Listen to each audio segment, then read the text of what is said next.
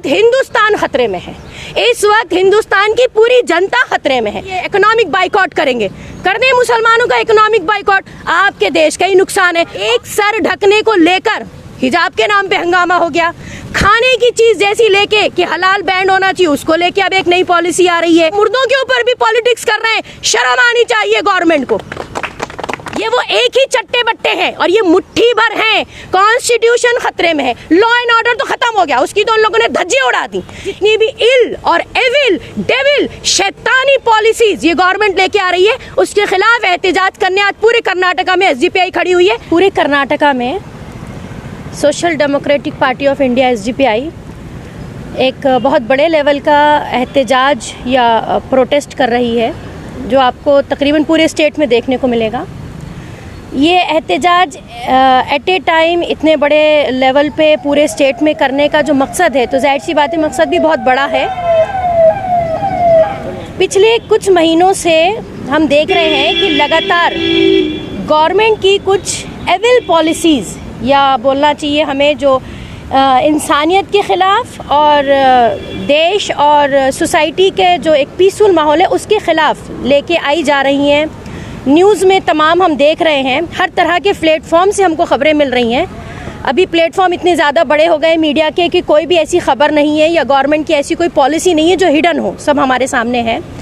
तो ये जो पॉलिसीज़ आ रही हैं, ये ऐसा महसूस होता है जैसे एक मखसूस तबके को निशाना बनाया जा रहा है, या हिजाब को लेकर, हलाल बैन को लेकर, या ये कहना कि गीता को मैंडेटरी कर दिया जाए, कि सूर्य नमस्कार हो या योगा हो, मतलब वो सारी चीज़ें जिनको एक कम्युनिटी नहीं मानती और एक कम्युनिटी कहती है कि वो मैंडेटरी हैं। तो मैं ही आपको बता दूं कि ऐसा हमें लग रहा है कि ये एक कम्युनिटी के ख़िलाफ़ है, ना, ये इस वक्त संविधान के ख़िलाफ़ है, लॉ एंड ऑर्डर के ख़िलाफ़ है, मुल्क की जो एक सेक्युलर फैब्रिक है उसके ख़िलाफ़ है, ये अनडेमोक्रेटिक है, ये जुल्म है, ये सरासर नाइंसाफ़ी है।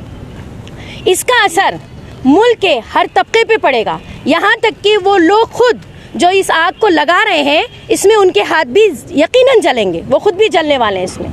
लेकिन हमारा या हमारी पार्टी का जो एक स्टैंड है, जैसा कि कई सालों से तकरीबन हिंदुस्तान पूरा ही इस बात को ऑब्जर्व कर रहा है कि अभी at present SDPI is the only party who is playing the important role of opposition. क्योंकि हमारा अपोजिशन जो है, जो सो कॉल्ड सेक्युलर पार्टीज़ हैं, जो इलेक्शन के टाइम पे तो लड़ने खड़ी हो जाती हैं, कंपटीशन के टाइम पे वो सामने आती हैं, ये ऐसी पार्टीज़ हो गई हैं जिन्होंने तकरीबन अपने आप को बिल्कुल साइलेंट कर लिया है।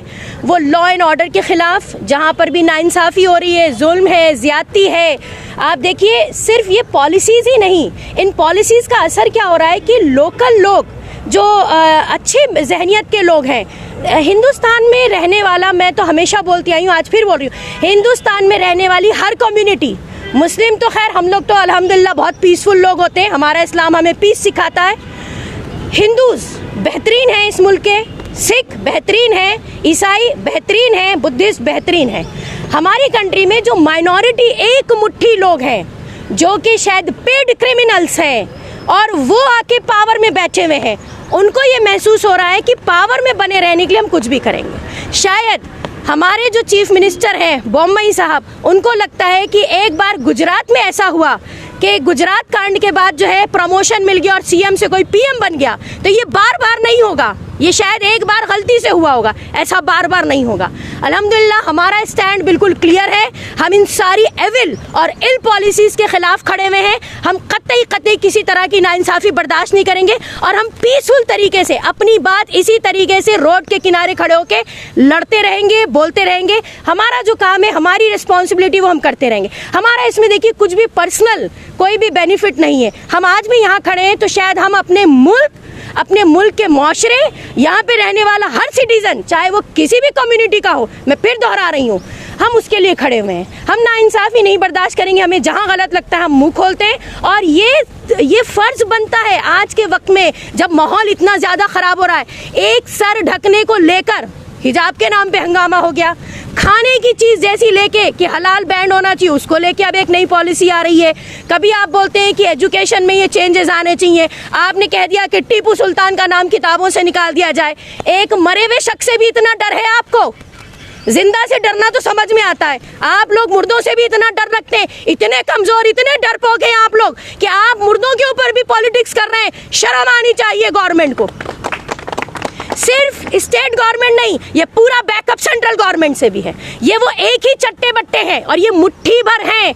मैं अपने लोगों से, इस मुआशरे में, इस हिंदुस्तान में रहने वाले हर कम्युनिटी से ये इल्तिजा करती हूँ कि खुदा के वास्ते, भगवान के वास्ते, गॉड के वास्ते निकलिए, अपने हक को पहचानिए, अवेयरनेस लाइए, ये चीज़ों को बंद कीजिए। वरना अभी तक हमारे कपड़ों पे और हमारे प्लेट में तो ये आ गए हैं, खाने तक भी पहुंच गए, हमारे मुंह के अंदर घुस के ये हमारा निवाला भी गिन रहे। अब कोई बात नहीं कि दरवाजे तोड़ के ये हमारे घरों में घुस जाए।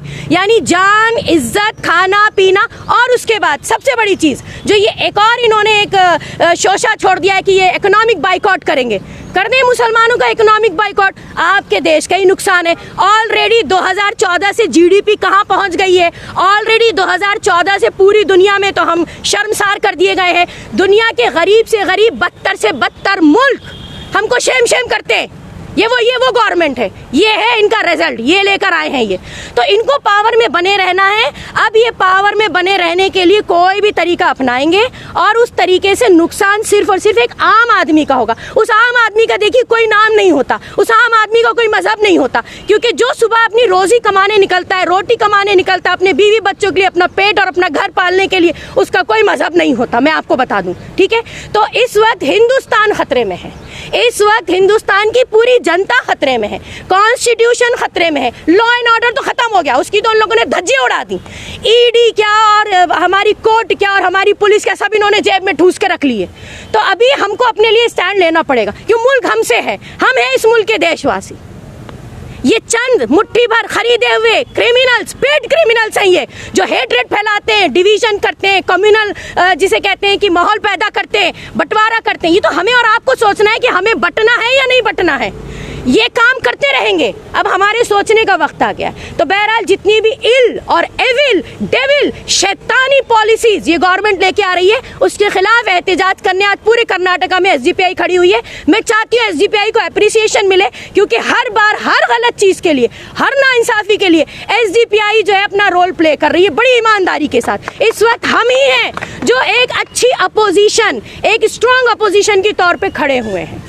तो मैं चाहती हूँ कि इस बात को लोगों तक पहुँचनी चाहिए कि क्या आखिर प्रॉब्लम चल रही है। प्रॉब्लम लोगों को मालूम है, सॉल्यूशन एक ही है, हम सॉल्यूशन की तरफ बात करेंगे। सॉल्यूशन ये है कि जब तक हम यूनाइट नहीं होंगे, हमको पता चल गया कि जो प्रोपोगंडा किया जा रहा है, जो पॉलिसीज आ रही गलत है, तो बस ख़त्म हो गई बात, हमें अपनी अपनी जगह सबको उसे कंडम कर देना है।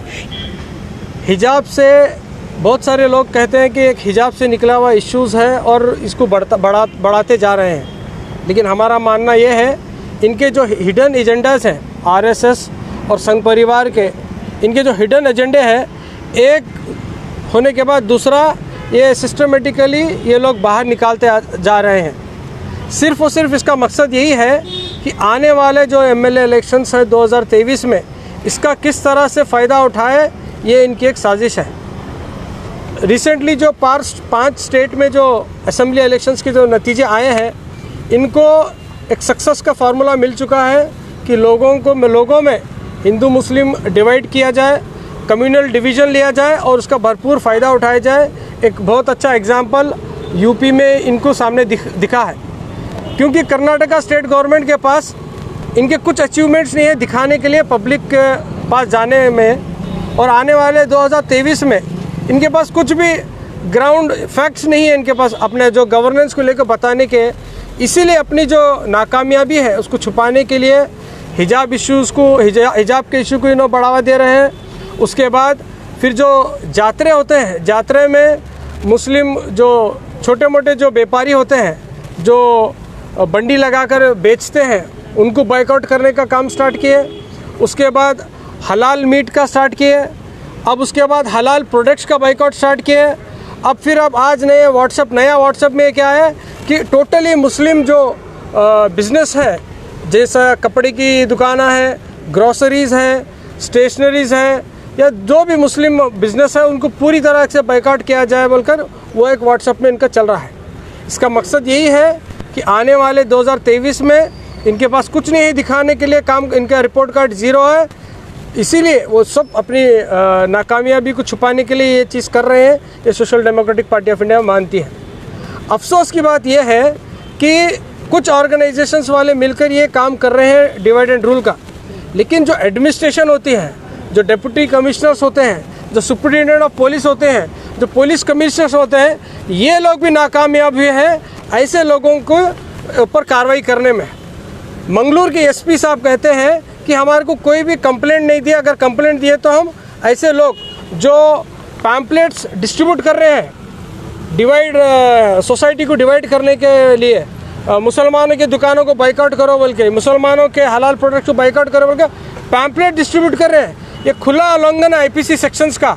पुलिस सो मोटे लेकर इनके ऊपर एक्शन लेना चाहिए, लेकिन पुलिस डिपार्टमेंट क्या कहती है, हमारे को कोई भी कंप्लेंट नहीं दिए। क्या आपको कंप्लेंट देना ज़रूरी है क्या? पुलिस के मैनुअल में सो मोटे नाम की भी चीज़ होती है। डिप्टी कमिश्नर को भी और डिस्ट्रिक्ट एडमिनिस्ट्रेशन तहसीलदार भी सो मोटे केस लेकर एफआईआर करा सकते हैं। लेकिन ये सब एक सोची समझी साजिश के तहत कर्नाटक को नेक्स्ट यूपी बनाने की जो साजिश संघ परिवार की है, ये social democratic party of India और यहाँ के जो सेकुलर जो मानने वाले लोग हैं, हम इसको डिफीट करेंगे। मेरी गुजारिश यहाँ के जो मेजॉरिटी जो हिंदू कम्युनिटी है, आपसे यही दरख्वास्त है कि आपकी जो खामोशी है इनको बढ़ावा दे रही है। आपकी जो चुप्पी है, आपकी जो नज़रअंदाजी है, ये जो कुछ 10, 12, 15 लोग क्या आलम शहर में गलियों में घूम कर क्या आलम पैम्पलेट्स बांट रहे हैं, अगर आप जो मेजॉरिटी जो लोग हैं, सेक्युलर ताकतें जो है, अगर आप इनका अगर विरोध करेंगे तो ये भाग के चले जाएंगे, ये खामोश हो जाएंगे। लेकिन आपकी खामोशी इनको बढ़ावा दे रही है। तो हम रिक्वेस्ट करते हैं, मेजॉरिटी जो सेक्युलर तबका है, जो डेमोक्रेसी पे विश्वास रखता है, अब आपका वक्त आया है कि आपको भी इनके ख़िलाफ़ स्टैंड लेना है और सेक्युलर जो शब्द है डेमोक्रेसी में, उसके बारे में क्या आलम उसको तक़वियत देना है।